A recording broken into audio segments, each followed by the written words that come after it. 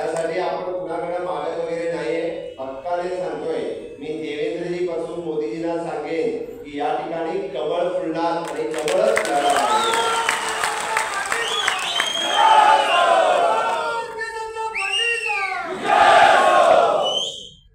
पंचायत समितीपासून पार्लमेंट पर्यंत त्याची तयारी आता सुरुवात करा, कारण कमळ फुलणार म्हणजे फुलणार.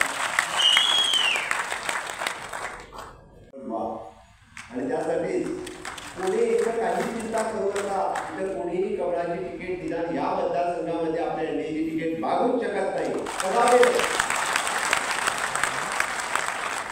आपल्याला धडा शिकवायचा आहे तो त्यांना, आपल्याला धडा शिकवायचा आहे तो हे युपीए वाले आताचे एनडीए वाले जे एकत्र आलेले आहेत, ज्यांना आपणच निवडून दिले, ज्याने गेल्या 10 वर्षामध्ये या मतदारसंघात काहीच नाही केलं, त्यांना धडा शिकवायचा.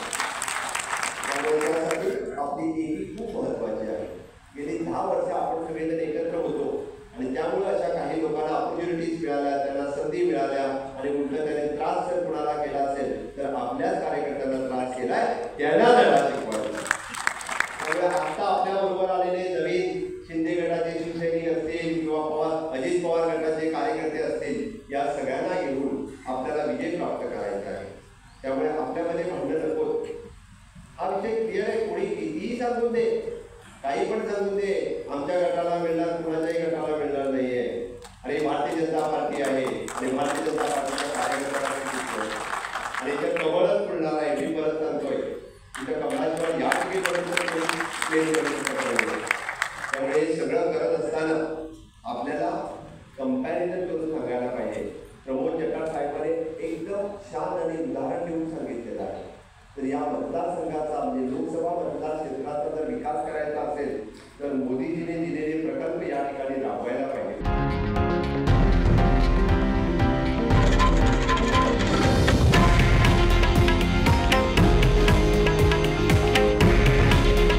हे आहे देशातील नंबर 1 न्यूज नेटवर्क आणि आपण पाहत आहात TV9 मराठी. काळजी तुमची, हित महाराष्ट्राचं.